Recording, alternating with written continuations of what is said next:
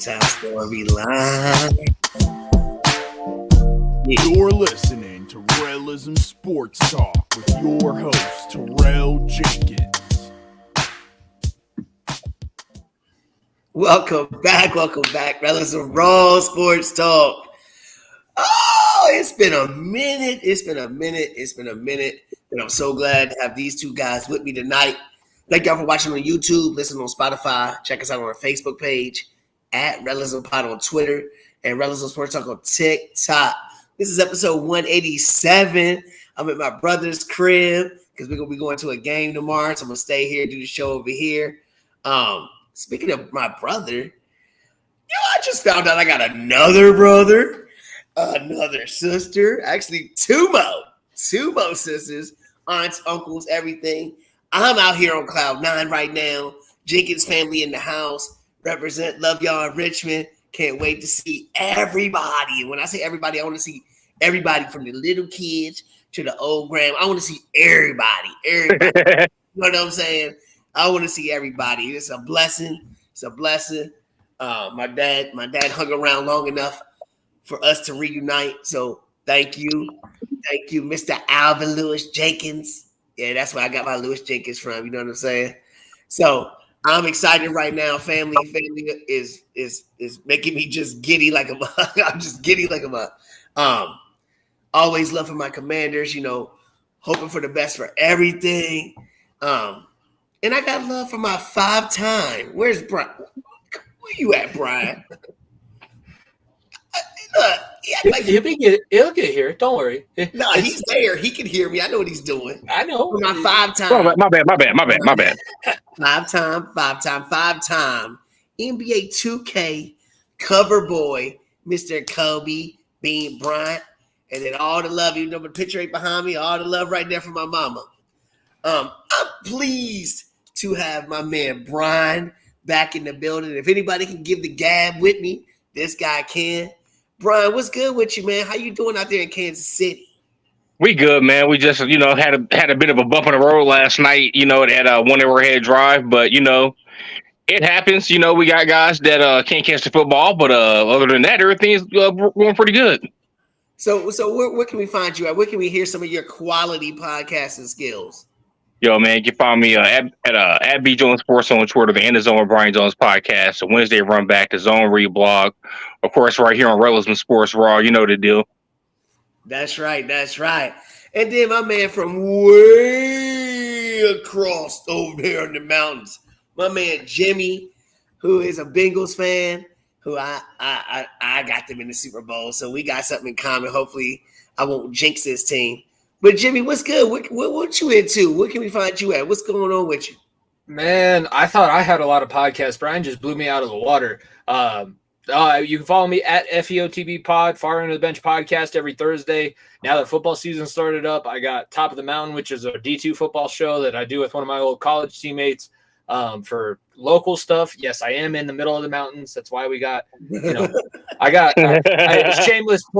shameless plug, but you can go get this on bonfiresports.com/variety-sports-network. No, man, I'm excited to be here. I told you when I came on, I owed you one. You came on with Nico and I talked a little NBA playoffs way back at the beginning of the summer. I'm a teacher, so now that seems like 8 years ago, but I'm glad to be back. I'm finally talking about, damn it, I got to figure out which way the camera goes. The Bengals. The Bengals are relevant to talk about, so I got to go on as many short sports shows as I can before that's not a reality anymore. That's one reason I can't wait for the NBA season to start so Nico can stop talking about the world champion damn Denver Nuggets. So every time we got the banner, everything made. Every time he says it, I'm like, Denver Nuggets still NBA champions, world champions, 2023. Nuggets. Hey guys, we got a big show tonight, but just so y'all remember, on Rellism Sports Talk, we talk about sports from the Hall of Famers to the local talent to the big time storylines. That's right. The big time storylines is definitely the NFL is back. And we're going to talk about the Thursday night football game, week 1 of the NFL schedule. We got injuries everywhere. And I know we play fantasy, and we're all in the fantasy league together. There's injuries showing up everywhere. One actually was one for your team, Brian Kelsey not playing, but there's still more going on And then we got fantasy talk, matchups, and then all the big time storylines involved in it. So let's go ahead and start, Brian. You already started off with the team. We know y'all were undermanned. Kelsey, who was probably other than Mahomes, the best player on your team, and then at least on the offensive side, and on the defensive side, you had Chris Jones in the press box, not on the field. So, what was your take on the game? Like I said, I don't think we played particularly well. I also don't think this is the Chiefs team that you're going to see here going forward. Sky Moore, for all the preseason hype he had, he's going to do this, and he's going to take a step up. You can't go out and have 0 catches for 0 yards and 2 drops. One of those drops, one of those balls, and again, I'm gonna get to Kadarius Toney here in just a second. You can't have the ball hit you in your hands and you don't catch it. That's unacceptable. Patrick does his job. Patrick ball time. Patrick moved around. Patrick evaded the rush. It's your job to catch the football. Kadarius Toney, and y'all know for a fact, you look at my Twitter timeline, I have been a big Kadarius Toney fan. I've tweeted out KT season loading with the police lights. Last season, during Super Bowl week, everybody was asking who's going to make a big play. I said, KT going to make a big play. Yeah. Super Bowl Sunday, who's going to step up? I said, Kadarius Toney will step up, will make big plays, will win this game. He did that. All offseason, I've been hyping this dude up. You can't go out there and cause no pick six, bro. You can't do that. And then on top of that, lose the game for your team. Basically, I'm getting to that. Do you think that he was completely healthy? Because we knew all during the preseason and everything leading up to this, we were hearing that he was hurt and wasn't going to be even around for the first couple of weeks. Then all of a sudden he's like, oh, he's there. Do you think that he was healthy completely? No, he was probably at 70%, maybe 75 is stretching, 70% maybe. But again, they showed the replay. The ball literally is in your hands. If you catch this football, if you juke by the guy who went back for a pick six, if you get by him, you have 6 points in front of you because there's nobody behind him. Nobody's behind him. That's a touchdown. The ball hits in your hands, you flub it up, that's a pick six. So right there, that's 14 points you gave away. Yep. The defense held Detroit to 14 points without Chris Jones, who was sitting in the skybox like dang on Lex Luthor. In a Marvel movie playing out his next move. I wonder when I can take over the city. Where his agents on both sides of him a mess. Like that wasn't a good look. Bart Scott said it perfectly. I said you're supposed to be down there with your brothers. You're supposed to be on the field, not in the stands with your two little greedy, money hungry agents who. I don't like those guys. I'm gonna try to keep it clean. I don't like those assholes. I don't like what's going on. And you sit up in the skybox and they helped him to 14 points, but if you were there, you could have helped make a difference. You could have got a sack. You could have got knocked down. You could have got a tackle. He's trying to get that money. You could have disrupted things. Here's the money. Here's the thing. There's $9.5 million that are separating you. Okay? Follow me on the math. $9.5 million you guys are apart. You just lost $1.1 million last night. So now that's 10.3. By the way, those two agents, those two assholes you sit next to, by the way, your agents get 3% apiece. You got 2 agents. That's 6%. Oh, by the way, you got to pay state taxes. Oh, by the way, you got to pay federal taxes. Oh, by the way, there's a jack tax on there. You know how much insurance costs on a Ferrari, motherfucker? So the $10 million that you just cost yourself last night, you just handed 6% of that $10 million to them. The rest is taxes. The rest is your salary. Oh, by the way, every game that you missed this season, that money comes off the cap number for next year. So for all this, I want to raise crap. Guess what? If the Chiefs tag you next year, you come back in week 8, they're gonna tag you. They're gonna tag your ass for $11 million. Then guess what? You're talking about something. You want Aaron Donald money? They're gonna go by this cap number here and say, well, the cap is 12. He's making 30. The cap is 12. Come on, Brian. No. Damn that. They offered him number 2 money. They offered him number 2 money on a 3-year deal. He said no. I like Chris Jones as a player. I always want athletes get as much money as you can. It's been demonstrated, especially in football. Your career literally can be over in one snap. But son, this is bullshit. Get rid of them fucking clowns you got for damn agents. Do what JJ Watt did. No, I'm being serious now. Do what JJ Watt did when his contract was with Pittsburgh. His agents did the same crap. You want to know what JJ Watt did? JJ Watt called he called the Rooney family and said, "Can I talk to you guys tomorrow?" Yeah, come on in, talk to you. He said, "No, can I talk to you?" JJ Watt walked into Dan Rooney's office. Not my fault. TJ Watt, my bad. It's late. TJ Watt walked in to Dan Rooney's office, sat down, and got a deal hammered out in 60 minutes without his agents. You worried about too much of the money and everything. You know how this works. I'm not worried about the money, but I'm saying, theoretically, it's not making much sense for you to do this. And then you come back yesterday for a charity appearance.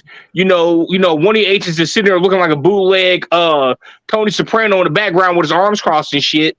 Then you come to the game, like I said, looking like damn Lex Luthor in the damn Marvel movie. I wonder when I can take over Kansas City. When is the stadium going to go dark? What the fuck are you doing, bro? Jimmy. Come on, man. This guy could cry about this dude all night long. We're not going to let him keep doing that. Here's the thing. So let's talk about some winners. Let's talk about the other team. But besides the fact that I, as an Italian person, I saw those two agents and went, God damn, they look like they could be my cousins, and they probably worked in the offseason. It did look suspect. It was not good. But I will tell you what did look good. That Detroit offensive line, all the hype, all of that, that's real. That touchdown that they scored at the end of the game, we run that play with my youth football team. We teach it. Frontside guard pulls, kicks out. Backside guy, whoever pulls, you lead up the hole. I tell the kids every day, hit the first person that shows. And that tight end did it and got David Montgomery into the end zone. I advocated, we live in Colorado, I advocated for the Detroit Lions to be my family's team this year because we know the Broncos are probably going to suck. And the Lions have the... I have to be political here. I got a lot of listeners in Colorado. So people are checking out your show. I get it, but like... I'm in Kansas City. I'm a Chiefs fan. Yeah, you're going to suck. But go ahead. We're bad. They're bad. They're not good.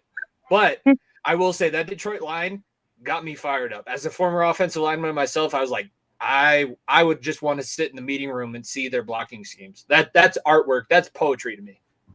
All right, well, let me ask you both something real quick. Since we do play fantasy and we're in the league together, I have Jahmyr Gibbs in a few leagues. I know some other people have Montgomery and whatnot. Do you see a trend that this is going to continue with Montgomery getting the bulk of the carries? Because when I saw Gibbs out there, he looked electrifying when he touched the ball. I know he didn't touch the ball as much as Montgomery, who averaged 3 yards a carry. I still say that he's going to be a factor because they ain't got nobody else to catch the ball except for Amon-Ra St. Brown. I mean, Laporta showed up a little bit. What do you guys think?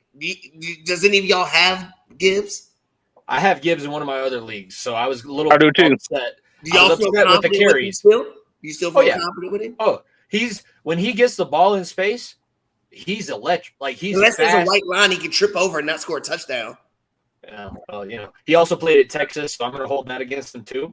But like, come on, man, he is fast compared to NFL players. If you're fast compared to NFL players, that means you're damn fast. So just get him the ball in space. Throw a bubble screen every now and then. You don't have to be Dan Campbell's Detroit Lions and just run yourself into a wall every single play. Like, we can get out in space. You got the athletes now. I played against Amon-Ra St. Brown in our league. I'm pissed. I'm down 16-0. Yeah. I didn't have any offensive players last night, but I was like, damn, please don't throw it to Amon-Ra. Damn it.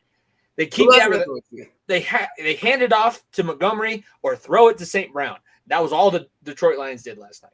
Here's the thing with Gibbs, though, and you may have noticed this last night. When the lineman set the edge for him, if he gets out in space, like if he gets like, I'm not even going to say 5 yards, if he gets like 2 or 3 yards space in front of him and can make that move to get to that next level, like he will later this season, it's going to be nasty work, bro. He was spinning around. There was one play, he got blown up in the backfield, was spinning around. He spun back around, found space, and made 5 yards out of it. I'm like, yo. That's why I said, we're gonna get about 4 or 5 games into this season. Like I said, they're gonna set the edge. He's gonna find that crease, and it's going to be like 2 yard space in front of him, and all he's going to see is a linebacker here and a DB there. And it's like, well, guess what? Hey, it's about 60 yards in the end zone. We're going to race right now. Catch me if you can. Bye. All right, one more point I want to ask. The fake punt at the 17-yard line. Do you think Dan Campbell did that? Why do you think he would do that? Because I know Detroit has a lot of hype this year. Everybody's hyping them up, doing these different things. You are on the road against the Super Bowl champions. What do you think the idea was from him? Is it something that he just studied, or just he studied and thought they could get away with it? Because if you don't make that play, which resulted in a touchdown, and you set Patrick Mahomes up at the 17-yard line, and now you're going to get – I feel like that would have snowballed into something else that could have changed the whole direction of your season. Instead, you got it.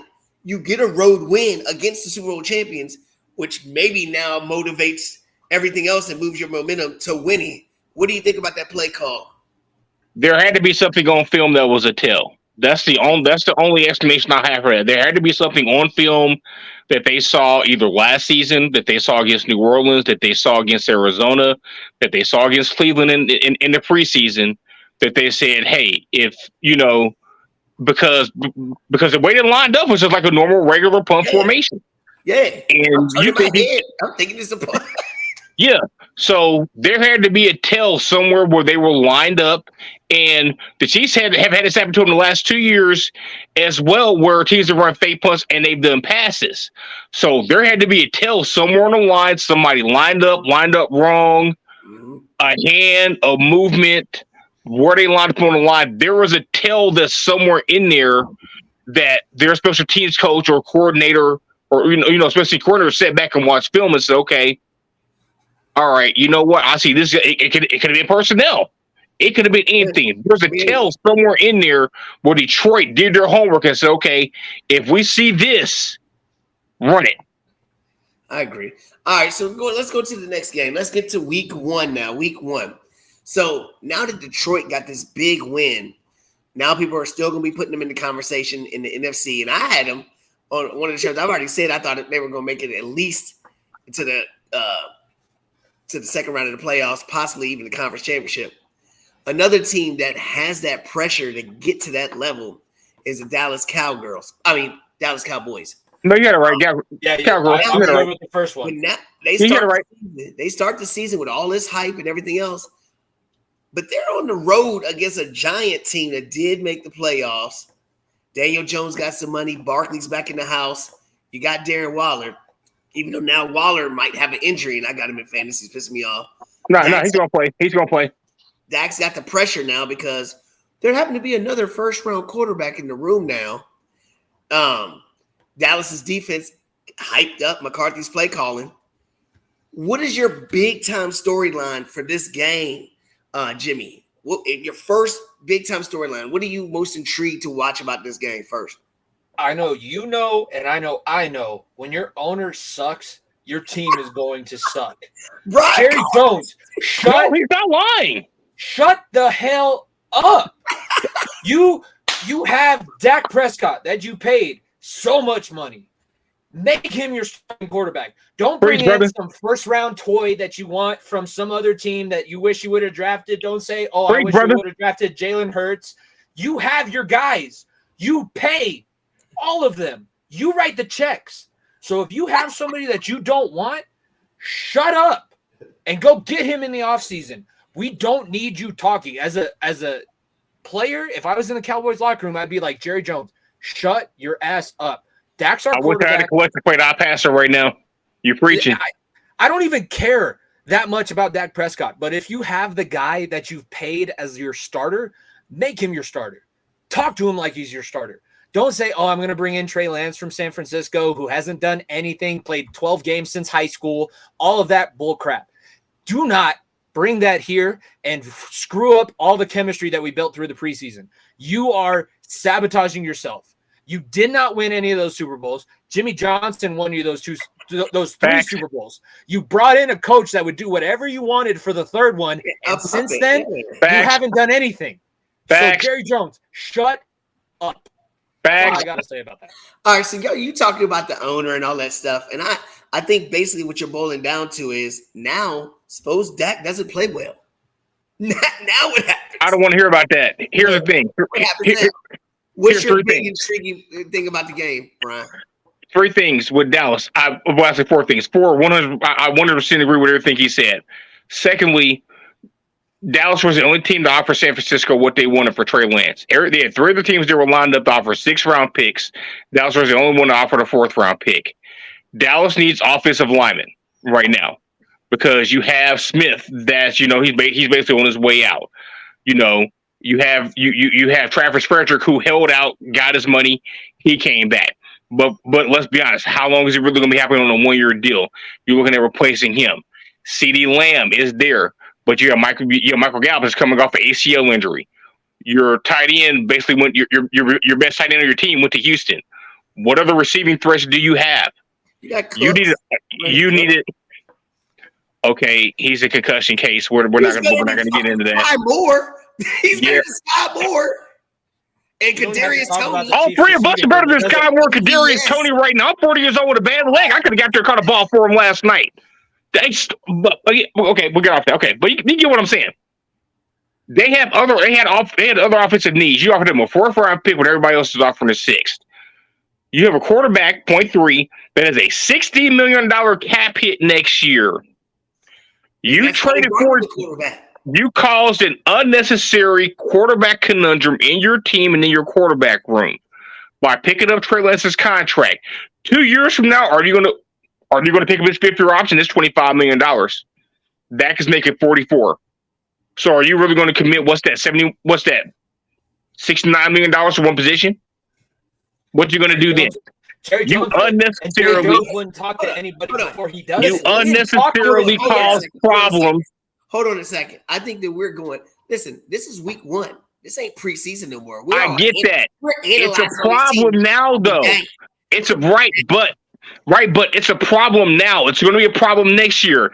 It's going to be a problem 2 years from now again when Trey Lance's 5th-year option comes up and it's $25.9 million and you're paying Dak Prescott 44 and you still only won 1 playoff game in the past 3 years because they're not winning a playoff game this year. By the way, they'll make it fine, but they're going to get in the wild card round, do what they normally do, piss down their left leg, and oh my God, it's Dallas, and Jerry Jones is crying at the press conference, and Dak Prescott, we got to do better as a team. I be better as a quarterback. We need to make improvement. But the same old generic old bullshit. Mike McCarthy can't coach to save his damn life. They suck. They'll be 10-7 a wild card. First game they're out. Next. Analyze the game. Brian Daboll outcoaches the shit out of Mike McCarthy, and every time walk over. So do the Giants win the game? Of course. By 13 at least. By 13. Don't give me that look. You hate the Cowboys more than anybody on this show. You're a Washington Commanders fan. You should be ecstatic that we're saying they're going to lose. But I'm realistic, though. I'm realistic. I'm being realistic too. They're going to lose by 13 points Monday night. I do think it's a tough matchup, but y'all are acting like Dallas is some scrubs. Like their defense ain't official. You know, Tony Pollard is coming back off an ACL injury. They have no running game.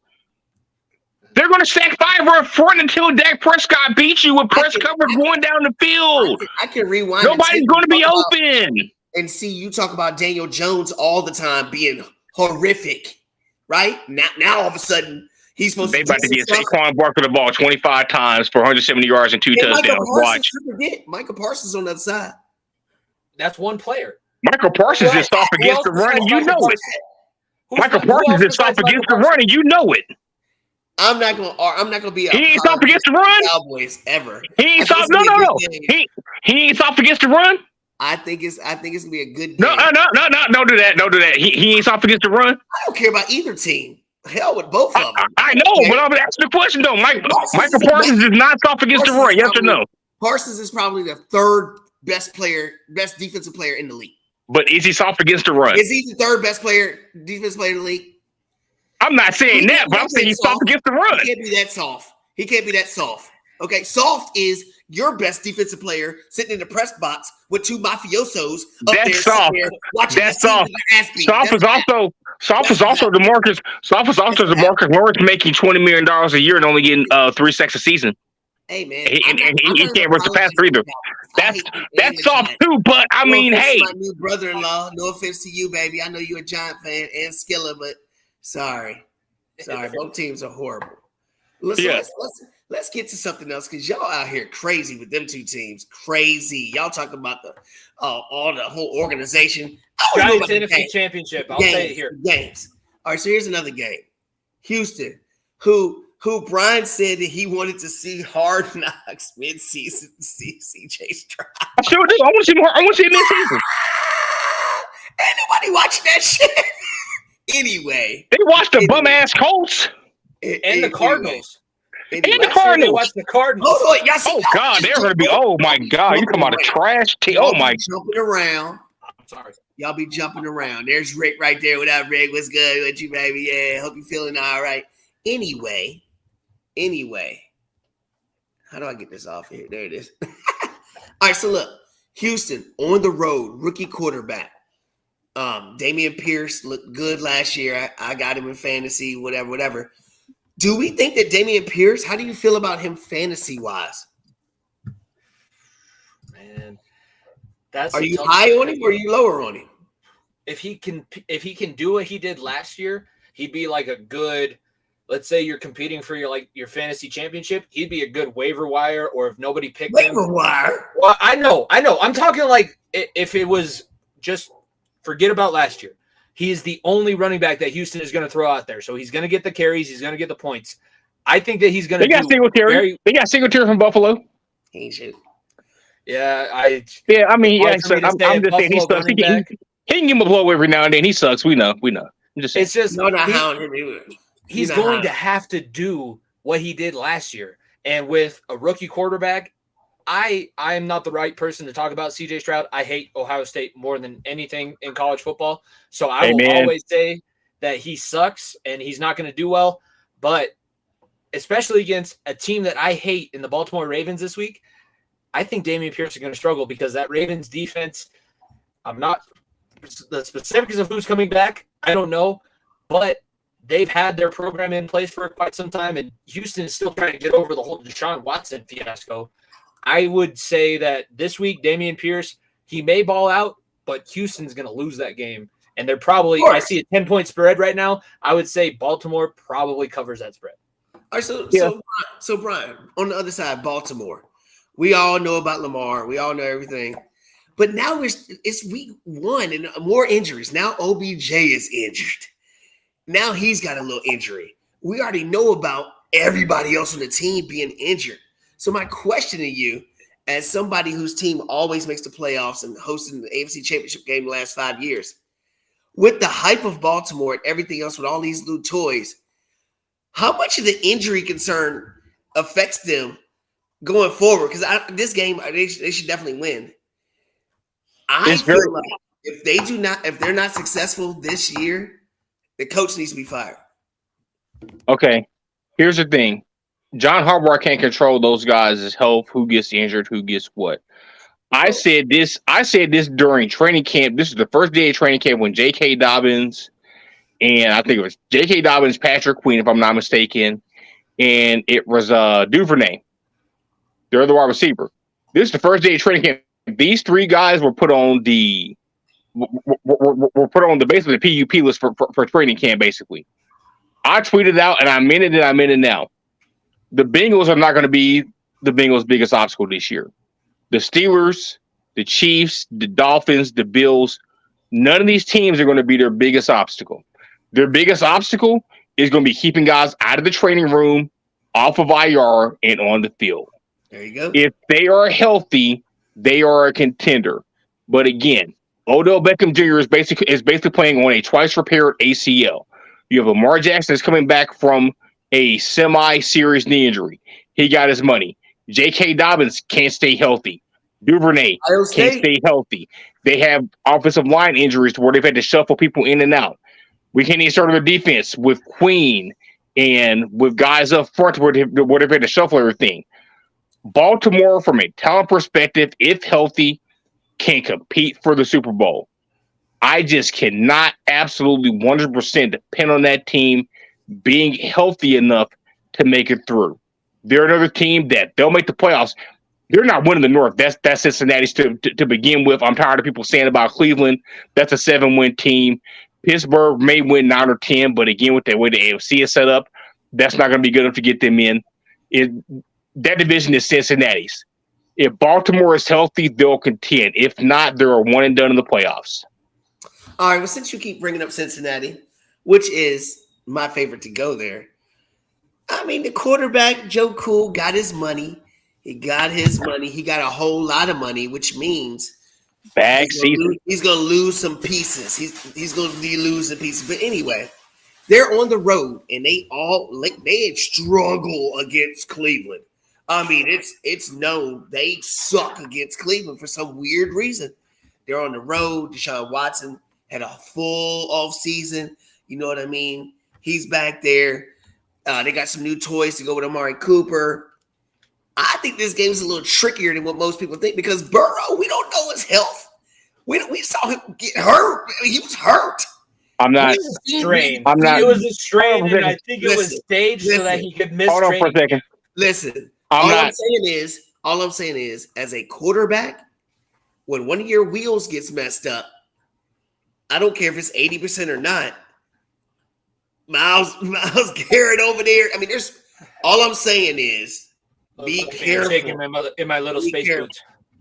Go ahead, Jimmy. No, you're true. Like they have not won in Cleveland in 5 tries, and if you remember last season on Halloween, night, they won Sunday. They got absolutely killed on Monday Night Football in Cleveland last year. They won in Cincinnati, but Cleveland is like a house of horrors. Right. I will never back Deshaun Watson as a quarterback ever again. I'm sorry, did you say Robert Kraft was starting at quarterback for the Cleveland Browns, or is it Deshaun Watson? Because they have R. Kelly could be thrown into that conversation too. I used to say Bill Cosby. Like, who's starting at quarterback for the Cleveland Browns? I know what his name is, but who would you like to compare him to? Because he's a he's a nasty. No. Damn it, I'll say it for you. He's a nasty, disgusting individual. Yeah, I don't like him. I will never. I don't like him either. Ever pick a team that he is on again. Amen. Me neither. He is good as a football player, but is he the same quarterback that in Houston went to Cincinnati and won his first road game where he sprinted down the middle of the field for a 48-yard touchdown run? I don't think so. I don't think he's able to do that, especially against the talent that Cincinnati has brought in. I am totally 110% biased. I have the Cincinnati Bengals winning the division for the 3rd time in a row, first time in franchise history. I have them making the AFC Championship for the 3rd time in a row, first time in franchise history. I have them finally, since they paid Joe Burrow all that money, I hope that they can finally make it pay off. Whether or not it happens, I'm glad I got Joe Burrow as my quarterback. I finally don't have to worry about Andy Dalton / whoever the hell else you want to put at quarterback for the Cincinnati Bengals. The water pistol. Jimmy.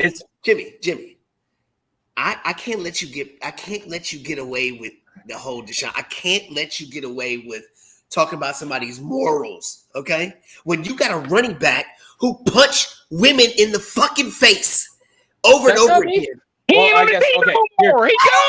No. He's talking about Joe Mixon. Joe Mixon. Let's clear that up. Oh, damn! I forgot about that. Let's clear that up. He did kind of have a hold up. He did kind of have a stand-up situation with the cops. He did kind of have a stand-up situation with the cops. This offseason, my bad. I totally forgot about that. Damn. Talking about Deshaun Watson because he's getting damn. That's at a massage parlor. I can't say shit. Damn, I forgot about that. I have a point on this too. I will back up why I hate Deshaun Watson. I really don't care about Joe Mixon that much because of all the shit that he's happened right now. The only thing that Joe Mixon has on the books is an incident from college. Now, where he punched her right across her face over the table. Of the people that are on this show, I don't have the experience of being called what that woman called him in a public space. I don't. Here's the thing. It's bad. I ain't punching no bitch in the face. It's bad no matter what. Neither have I. I mean, I wanted to. Well, I definitely wanted to. You can't justify that. It is awful no matter what. I'm not justifying it. Up until last offseason, he had been making the strides to try and rectify that situation. Now, I could give a shit less. I hope he gets hurt in the first week so that Travion Williams can try and – dude, yes, I do. Joe Mixon does not control how well the offense does for the Cincinnati Yes, Bengals. he does. He had like 800 yards last season. They played better without him in the Over lineup. 1,000 yards. They played better without him in the lineup. But go ahead. I'll let you cook. Lineup, why did they let Piron go? And who you got behind him? Chris Evans, you got nobody. Joe Mixon is going to be a fantasy star this year. He's going to be a top 10 running back in fantasy. Here's the thing. He did not get the touches last season to make his production worth it. But I think Travion Williams and Chris Evans can make up for Samaje Perine. Perine was, and if we're talking about situations in college, Perine also had a situation in college. So here's the thing. Okay, I'll get off of the whole moral. He was also doing this type of whole tribe at Oklahoma. But go ahead. I will get off of the whole moral issue that I have with Deshaun Watson. I will get off of that because yes, you're right. I have skeletons in my closet, just like 89% of the NFL has skeletons in their closet. I got dead bodies in mine. Yeah, me and you both. I got skeletons. You had skeletons, dead bodies, weapons.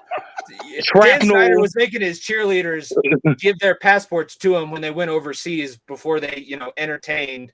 It's alleged, but before Dan Snyder. It's bad. Here's the thing. It's bad. Joe Mixon on the field this year will not have as much of an impact as what I think Deshaun Watson is going to lack on the field this year. I do not think that he's going to be anywhere close to what he was in Houston before this whole thing went down. I do not. I may be proven wrong, but right now, as I'm sitting here as a Cincinnati Bengals fan, so let's make that clear, but I do not see him doing what he did in Houston in his last year. Who wins this game? The Bengals. Cincinnati by 8. You're confident the Bengals win? Absolutely. They got to break the streak at some point. What's the point spread? Right now, it's last I saw was 4 point. It was a 4.5. Are they going to cover the point spread? Absolutely. I would say 4.5. Yes, I'm seeing 2.5 on ESPN because they move the lines crazy depending on who you bet with. But I would say even at 4.5, yeah, I think that they'd win by 6 points. Here's the thing: if you take away Nick Chubb away from that offense when he's not on the field, who do they really have as a threat? Njoku's been inconsistent. That's not fair to say that. Njoku's been inconsistent since he's been in the league. Njoku did all right last year. He came on. Watson loves a tight end. You just said it. He did. Watson loves the tight ends. You just proved my. Okay, we're not gonna get. You open the door to like 5 jokes, but I'm gonna let that one go. Njoku's been inconsistent. They don't really have an outside threat. Again, like I said, you open the door. I'm bypassing it now. I said, like I said, Deshaun might play well. Yeah, that's true too. Like I said, if he has somebody to help sign, it's a happy ending. Then man, he'll be doing a heartbeat. But anyways, they don't have an outside threat. Njoku's been inconsistent, and Chubb can only do so much. I think that Cincinnati with Higgins, with Chase, with Mixon, with Burrow. No. We don't need Mixon, right? No, you don't need Mixon. No, he'll be there. I forget who the tight end is for Cincinnati, but he had a really good he had a really good preseason of this preseason. I just think that Cincinnati has too much offensive firepower for them. It'd be something like 28-20. Same three like head coach, coordinator on both sides are all the same for the past 5 years. So they have no new. And I don't trust Cleveland's head coach because he be on that Fugazi shit sometimes. So nah, I'll take Cincinnati. All right, that's cool. I feel you. I'm taking Cincinnati too, but I think it's gonna be tough. I think that game, the Dallas Giants game, and this game, nobody's giving Tampa Bay any kind of hope for anything. Tampa Bay is going on the road against Minnesota, and I look at it like Baker looked good in the preseason. I worry about Mike Evans. Once his money, he might get traded. Fucking Mayfield. What? He's Baker Mayfield. Right. Heisman Trophy winner. Outside of one season making the playoffs and almost beating season in the division round, he's done shit in his career. Here's my thing. He sucks. Here's my thing. When you are talented and you have talent around you, that makes you successful. Well, look at all these different college quarterbacks from these big schools that have all these. How many Alabama quarterbacks have ever done shit? And they got all these damn players. Jalen Hurts. Jalen Hurts. Jalen Hurts is That's Oklahoma 1-1. quarterback because he played at Bama and won the benched. championship. Stop. He played at Bama and won the championship. Stop it. He got He played at benched. Bama and won the championship. He got benched. And I don't want to hear nothing about Jalen Hurts. He was a starter. Because he had one good year. What are you talking about? He got hurt. We'll see. We'll see how that goes. So Tampa Bay, they got weapons around them. Minnesota still does not have a defense. Still don't. I think it's going to be Kirk Cousins last year. Is Jefferson going to live up to the hype? I don't know. Who wins this game? That's the big question mark. Minnesota by 17. Next question. Oh, man. 17? 17? 17? 17. 17. One before 18, one more than 16. 17. It's so hard to beat the worst team in the NFL by more than 14. 17 is pushing it. I think that Tampa loses, and I'm saying that partially because my girlfriend they're Minnesota fans, so I'm just covering all my bases here. But go ahead. I'll say it for you. Go ahead. I picked them to lose in the wild card round last year. I thought that they were all hype. You can't win that by less than one score and be a really good team. You got lucky. Are you going to get lucky again this year? No. But do I think Tampa Bay has improved since Brady walked out that door? Hell no. Baker Mayfield does not equal Tom Brady. Whether you have the same weapons around him or not, Baker Mayfield and Tom Brady are different players. Is Baker going to do better? Who knows? It might last for like 4 weeks, but I could see the Vikings winning this one, but I think it's close. I don't think it's 17. I'm on the opposite end of the spectrum. I'm sorry. Baker Mayfield sucks. Kyle Trask sucks. They don't have a running game. The offensive line is inconsistent. You got Mike Evans wants a new contract. Management is basically throwing the middle finger at him. Chris Godwin has never really fully recovered from his ACL injury. You don't have a tight end threat. Their defense has more holes than a block of Swiss cheese at your find your damn neighborhood deli. You're going to be against Justin Jefferson and Kirk Cousins and the rest of those guys. I think they're going to air it out on their asses. I think it's going to be ugly. Like I said, Minnesota by 17. I think it's going to be competitive. I think Minnesota will win, but I think it's going to be competitive. Another game I think is going to be competitive. Tennessee, even though D-Hop is now on the injury list. I mean, I don't know. Traylon Burks, is he going to be still hurt? Is Tannehill and Henry going to stay together? Is this going to be their last hurrah? You know what I mean? And then on the other side, we got Derek Carr, who I am super high on. Super high, and a lot of people are not. Michael Thomas looks healthy. Chris Olave take the next step. What we looking at? What we looking at? I say the Saints are gonna rule. I think that defense is gonna be official all year. I don't know about roll. I did pick them on our pick'em show. I think that they will win. They're only, as I'm looking right now, a 3-point favorite. And everything that I've seen, I try and pay attention to with all my content. And you guys, I want to be able to jump on when I can. I try and pay attention to what I'm hearing. Mike Vrabel's defense is a bitch to play against. Whether they have good players, whether they have bad players, he has the Belichick mindset. He will get your defense in a place to hold the other team to however many points that you need.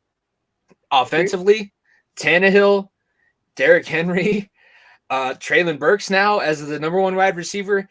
It was hard for me to say that they could possibly score enough points to win without all those guys. No. I think New Orleans wins. I don't know if it's going to be a blowout. It could very well turn into one. I will say that right now, New Orleans, with the way that they start seasons, Dennis Allen is continuing to be their head coach. Derek Carr should be an upgrade from Jameis Winston or whoever the hell the Saints had playing for him last year. Taysom Hill. Yeah, he's better than that too. That was just Sean Payton's toy. And funny you bring that up because I'm surprised Sean Payton hasn't tried to trade for him yet here in Denver. But it's coming. It's coming. Watch, it'll come. I'm surprised he hasn't brought Tebow back. For God's sake, if he's going to bring Taysom Hill over to the Broncos, he might as well bring Tebow back. If that happened, man. Hey, man, Twitter would explode, man. Don't do that. I'll say that. Are we talking about Denver yet? Are we talking about them yet? No, not yet. Well, we can get them next. I'm not a believer in Ryan Tannehill. This is his last year because his contract, his cap number next year is not worth what he has put forth. Derrick Henry's up for a new contract next year. So, you know, you got to choose. Are you going to pay this mediocre ass quarterback, or are you going to pay Derrick Henry?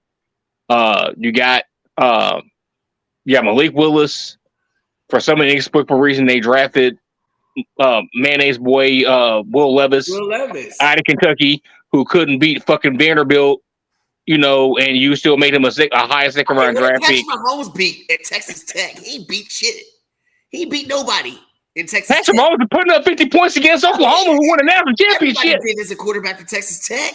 Everybody did that. Come on. Not everybody. Y'all do not be fair. Y'all see things and then y'all just don't get. You let things slide when it pertains to y'all's team. That's a problem. Who wins the game? So we can go to the next one. I got the Saints by a touchdown, 27-20. So we all got the Saints. Yeah, the Saints are going to win. There's no doubt in my mind. Carolina, everybody's hurt. It might be rookies. Yeah, that's a mismatch. That's a 35-14 game. You might have Mingo and Bryce Young in there. I think the fantasy sleeper is Miles Sanders. I think Miles Sanders is going to be a top 10 fantasy running back anyway. And then you got the other side with all the gadget toys with Atlanta. Desmond Ridder says he's ready. Here's my question before y'all decide to pick. Who's going to have a better bounce back year? Kyle Pitts or Drake London? He's starting to realize he has to ask a question before he lets us just talk about the game. Yeah, because y'all just be talking and then y'all start talking about the subway in New York, and then y'all talk about the Golden Gate Bridge and all kinds of shit. I'm asking about the game. That's yeah. At least you know we all get along, because this is like this is the sports conversations I want to have to end my week. I do not have much faith in Atlanta, but I have less faith in Carolina, because if I'm thinking about last season, the AFC North played the NFC South, and I played both of these teams. Carolina was so easy. Like, I didn't even turn the game on. I saw that they were up big early, and I was like, okay, cool. Let's move on to the next one. Atlanta, I like Arthur Smith. I liked him as the offensive coordinator in Tennessee. I don't know about Desmond Ridder, but I know more about Desmond Ridder in the NFL than I do about Bryce Young in the NFL. Here's the thing about skinny quarterbacks. If you cannot stay upright, it's a hard 17 weeks that you're going to have to be getting the crap beat out of you. I don't think that their offensive line is going to be able to protect him. I think Atlanta's a little bit further ahead in that rebuild. So it's like the basement of the NFC South, but Atlanta's right here. Carolina's right here. I think Carolina loses the NFC South this year, and I think Atlanta wins this weekend. I like it. Atlanta wins. Okay. You agree? Yeah, same thing. And I think Drake London has a breakout year this year.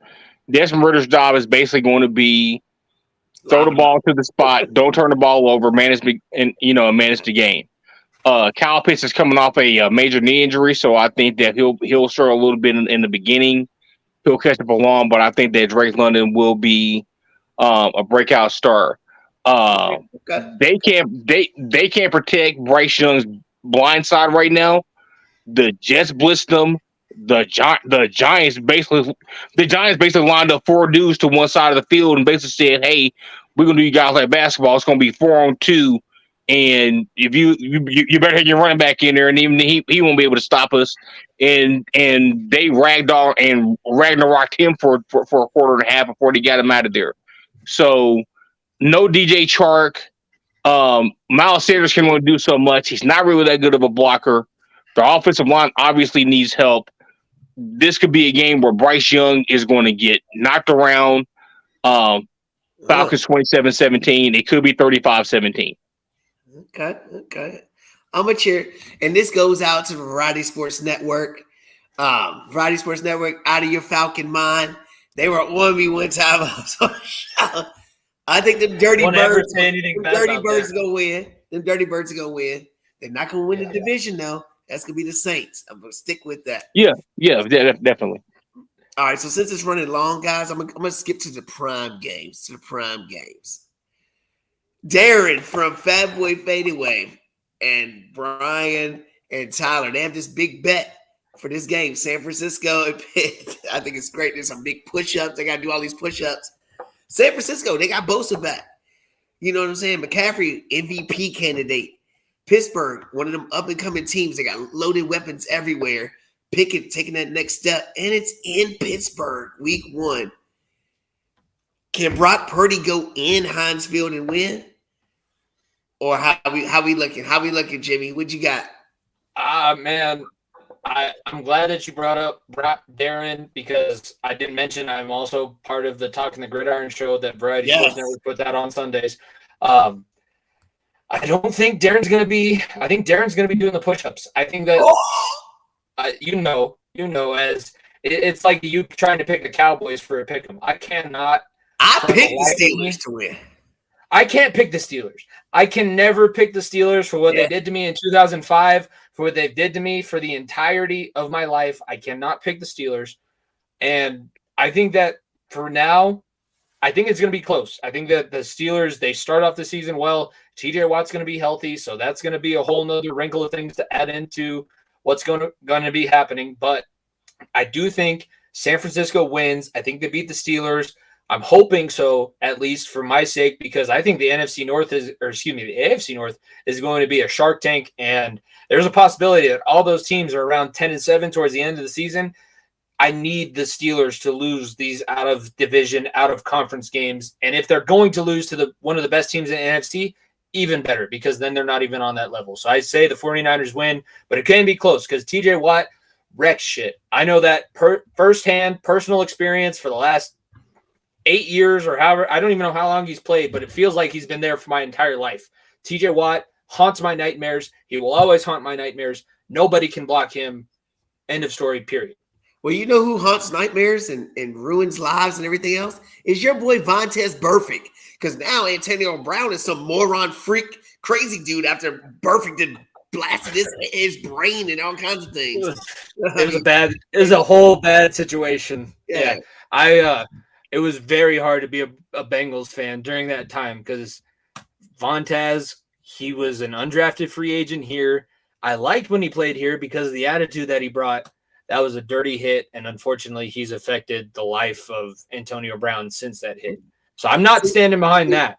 But I will say that I think that you like dirty players. You like men that beat up women, but you hate I like dirty players. With a happy ending. That's what you hate. I hate it when the team pays for it and then decides not to tell anybody. Just like how I hated Dan Snyder having all this money and then only saying to the NFL, "Oh, I got half of this." Well, yeah, it's fraud. That's what it is. That's all I'm talking about. But I gotta give it to you. I know. I get it. I got you.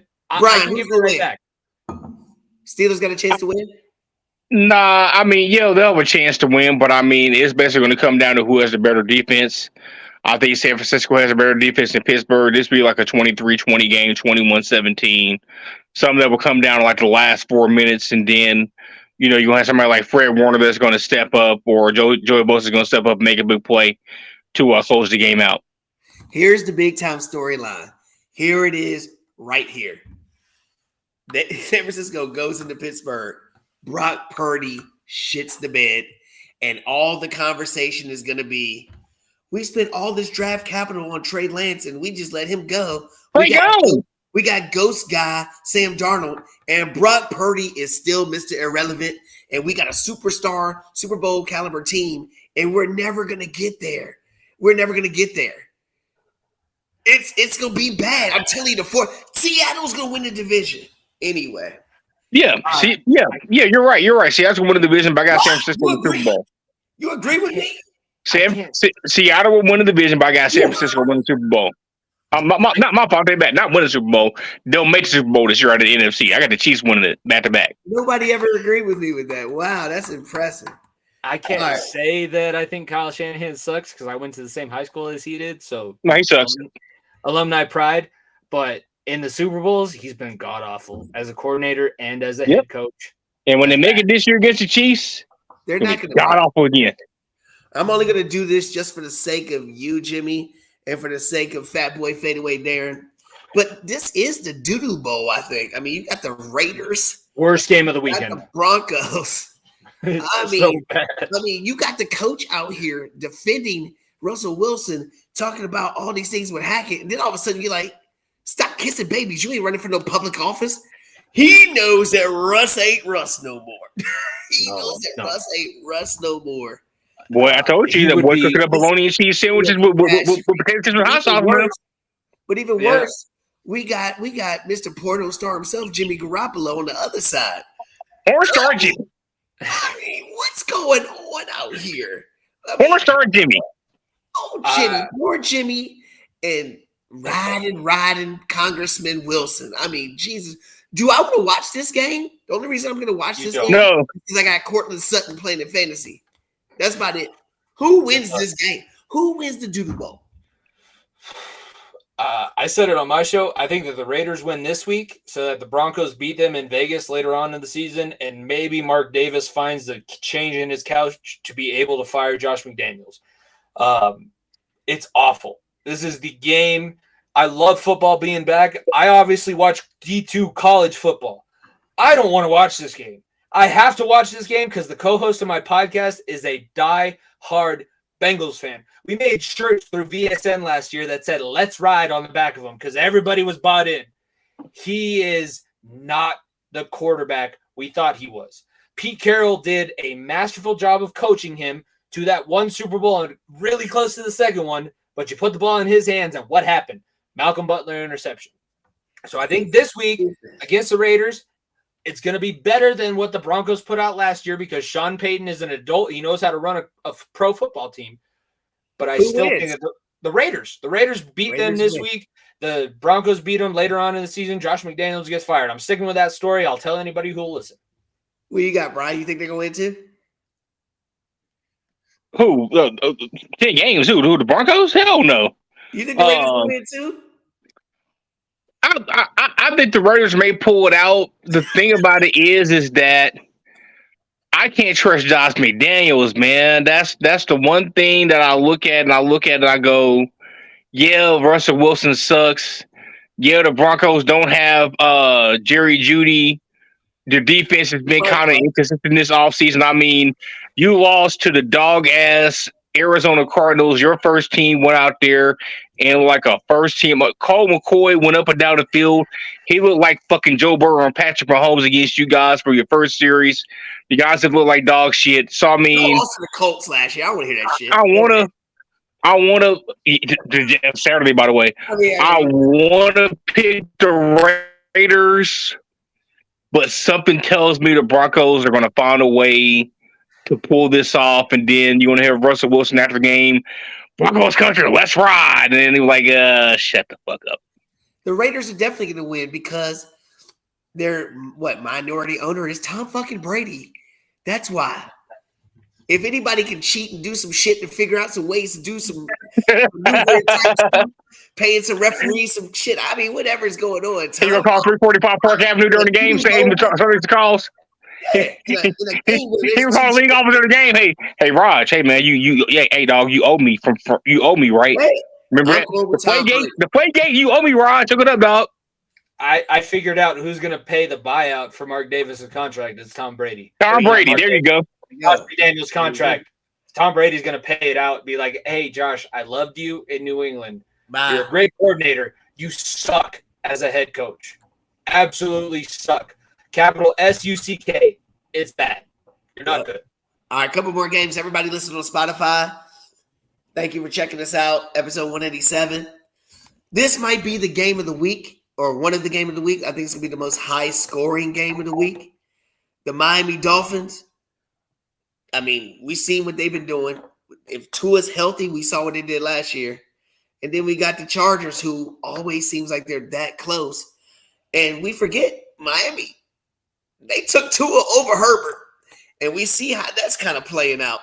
How do we see this game going? How do we see it going? Go ahead. And I'm sorry, I can't trust the team. I've said this before in this show. I've said it on social media. I've said it all over the place.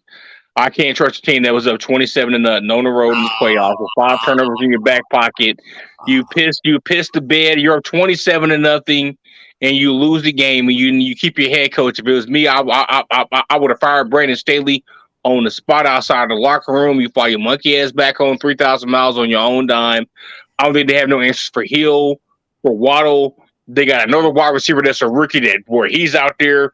He's got 4.2, 4.3 speed. They got a running back rookie too. Miami's got speed everywhere. They got speed everywhere. I think if they can protect Tua and Tua can protect himself, they're going to win like a 38-34, 41-38 type game out in LA at SoFi on Sunday. I see. What you think, Jimmy? I don't hate that at all. I think that, given respect to another Cherry Creek alum, Mike McDaniel, he went to high school with Kyle Shanahan, so we're all sharing the same high school education. But y'all both blow leads all the time in big games. It's bad. No, I get it. I don't trust the Chargers, and I have a hard time. I don't know what the Chargers did during preseason because they don't show up out here in the preseason. But I know that the Dolphins canceled one of their games for the score being lopsided in the preseason in the third quarter.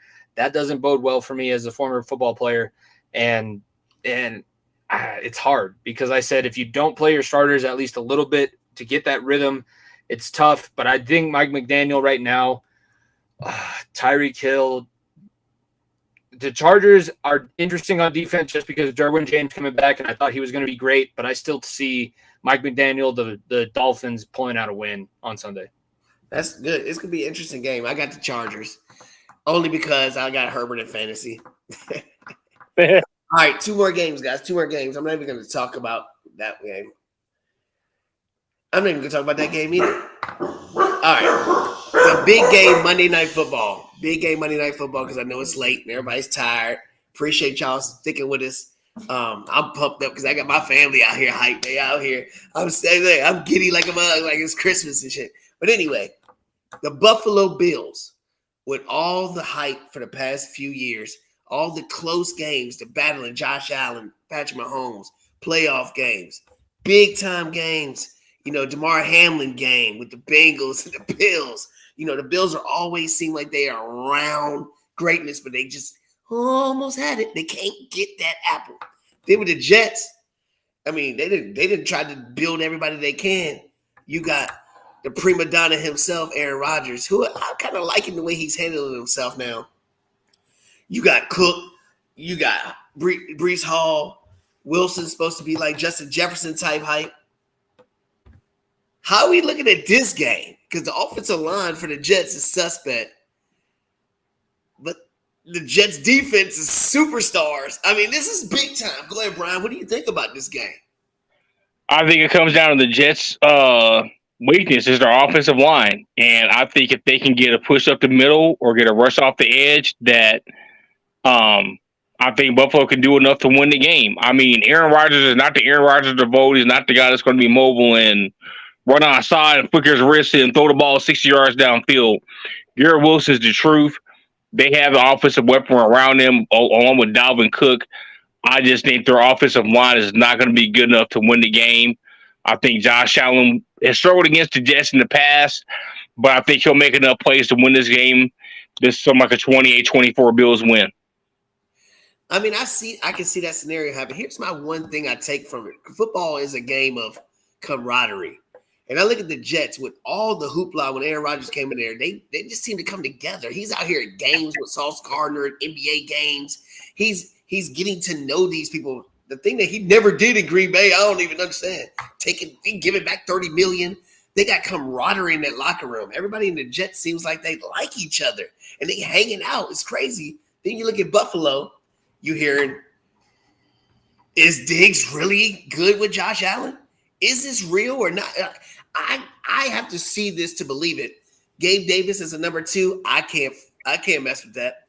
James Cook, is he Jamar Gibbs? And Montgomery is Damian Harris? I don't know. Who knows? They're thinking James Cook is supposed to be this star guy. Well, he was supposed to be that last year, wasn't he? I don't know. And Von Miller's still not back for that defense. They got the quarterback. I think this is a bloodbath game, and I can't wait to watch. I'm going with the Bills, though. I was very high on Buffalo when they made that trade for Vaughn. Him not being there sucks for their defense because they finally put all the pieces together on their defense. They still have no running game. James Cook did not provide a running game last year. Josh Allen cannot be your leading rusher if you are going to expect to compete for a Super Bowl. There's a reason why the divisional round looked the way that it did last year. And all of the other extraneous circumstances behind shout out DeMar Hamlin for making the 53-man roster. You're probably going to win comeback player of the year at the NFL. Probably. They already made that. Yeah, that's a lot. That's a lot. I got to be political. He's going to win the comeback player of the year award. So it's good for him. It's a great story. I have a Jets fan in the family. I don't know why, but none of my siblings like the Broncos living out here. My brother's a Jets fan. I've said the Hard Knocks thing kind of has me going with the Jets. I'm picking the New York to beat them on Monday night. I don't know if it's going to happen. I might be, totally off, but I'm going to say right now that the Jets beat the Bills on Monday Night Football. Hey, this is going to be good. All right, guys, before we go, I want each one of y'all to tell me one big upset this week. What's the one big upset that you call in this week out of all the games we went through or the games we didn't go through? Because my Washington team, we actually got a sellout stadium for the first time.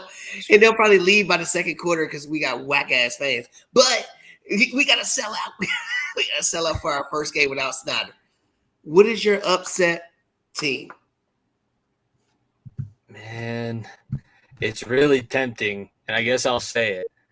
I think that Jordan Love, all of the negativity that we've seen has been blown out of proportion. Chicago's only favored by 1 point. At home. Is Chicago going to be great with Justin Fields? I know he rushed for 1,000 yards last season, but what did they really do outside of that? So I'm going to say that the Packers upset by 1 point, so it's not a huge upset, but I think that Jordan Love and the Packers win, and they beat Chicago this year. They start the season off 1-0. I think it's an upset just because your number one receiver, Christian Watson, ain't going to play, and you're on the road. And like you said, Jordan Love's got to show something. I've heard reports both ways. He's really, really bad, or some people say that he's really, really good. Like I heard Pete Prisco say that Jordan Love, all of that negativity is overblown. I don't know what to believe at this point, but he may not be awful. And I think Justin Fields, if he can't run, he can't throw. So, I mean, when your head coach says, let's temper expectations of Jordan Love, that tells me he ain't that damn good. Go ahead, right? I'm going to go with a game where you have another team that is playing at home, hasn't beat another team in a long while. The other team has, possible championship game expectations. I think the Indianapolis Colts upset the Jacksonville Jaguars on Sunday afternoon. That's a big-time storyline. I like that. You're fucking wrong, but I like that. I mean, I probably am, but hey, you got to spice up a little. You got to throw a little spice in there sometimes.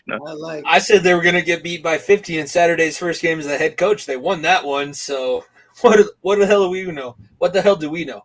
Here's the big-time storyline right here, yo. The big upset of the week. Week 1. Coming all the hoopla between the coach and the owner. And does the coach like the quarterback? They don't like each other. We don't have an offensive coordinator. Now we got one. We got rid of the backup quarterback that the fans wanted. The other team's coming off a Super Bowl hangover where everybody can kind of see what you're going on. Now your defense changed. And now you got just Georgia's defense out here, young players out here. At home, the New England Patriots beat the Philadelphia Eagles. Boom! Mark it down right now. Mark it down that friggin' Mac Jones. Mac Jones of all people. 1980 Dodge Cordoba throwing ass. If he beat Jalen Hurts, dog, I'm going to be shocked. Way. You want to know what's that offensive line? They could run the ball 50 times and still win by 10. Yo, the game-winning score is going to be Ezekiel Elliott for a touchdown. That would be crazy. I'd be so upset. Former Cowboy sticks it to the Eagles and says in the 0-1. That would be nuts. Yo, watching that Detroit game and C.J. Gardner-Johnson is a dog. He is a dog. He brings intensity and fire. I'll be talking his barbecue rib last night, but that's okay. Go ahead. That's gone from Philadelphia. The boy that went to the 49ers as a stud. He's gone. They're gone. These players are gone. I'm just saying. Super Bowl hangover. You think you're going into an easy Foxborough? Hey man, Coach Belichick's got something to prove. He's got something to prove. He knows it's a hot seat. They're undermanned, but it's something weird. It's something weird. I don't know, man. If I had to pick an upset, I might as well go all in on the biggest upset. So is Belichick really on the hot seat though? Don't you think that if Kraft walked in and said, "I'm going to fire you," Belichick would turn around and go, "No, you're not. I'm firing you." And Kraft would probably walk out. You're right. I'm good. I'm cut. I'm sorry. I have no longer anything over there.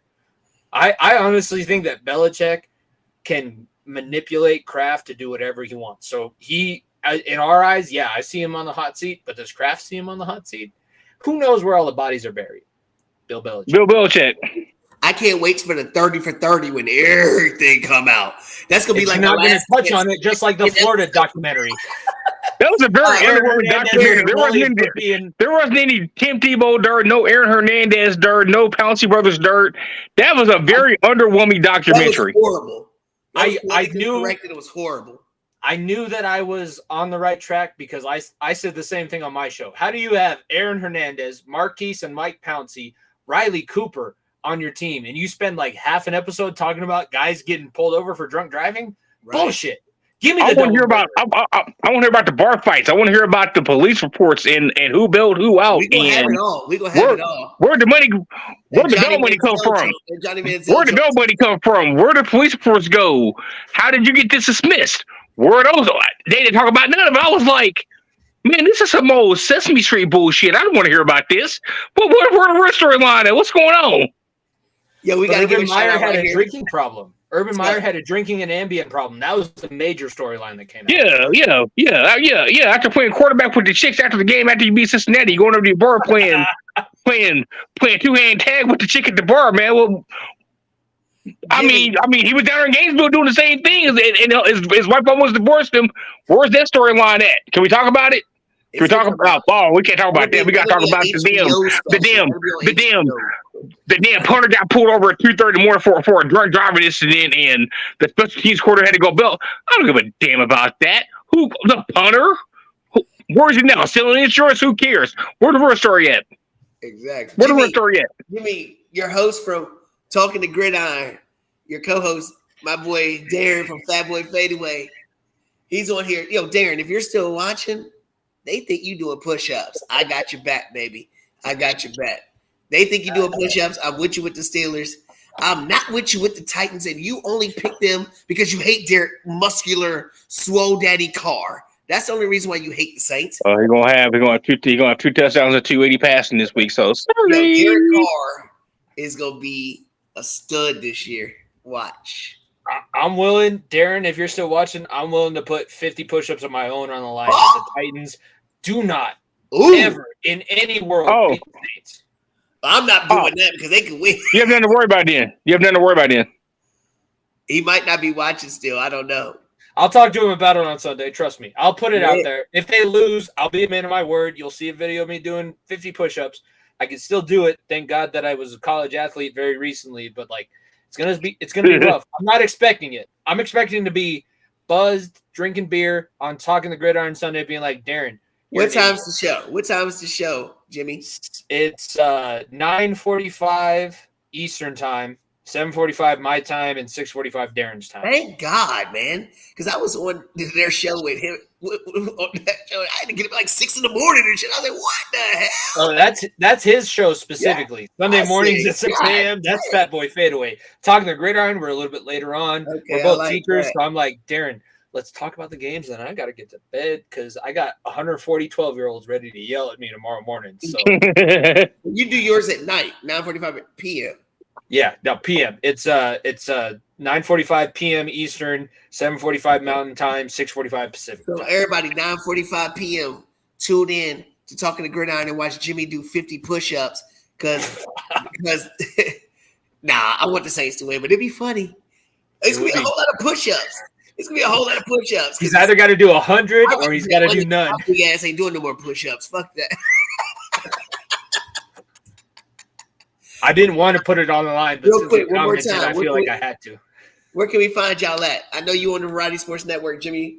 What else is going on with you? Just follow at FEOTB Pod. All of the shows, we basically put them all under the Far End of the Bench banner. But my Sunday Scary show for teachers, plus whatever else I want to talk about, that's kind of like my solo show, that comes out Sundays. And then Top of the Mountain, our D2 football podcast on Fridays, sometime around there. My co-host has a little bit different schedule than I do, but at FEOTB Pod is where you can find all of our stuff.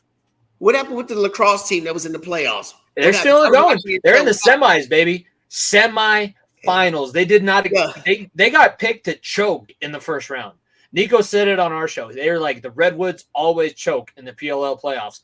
Guess what? We're in the semis now. We got to beat the defending champs. Man. Y'all in Denver, Colorado. All y'all do is smoke weed and choke. Let me. I don't necessarily partake in that, but when I was going to national camps in high school, like, oh, you're from Colorado?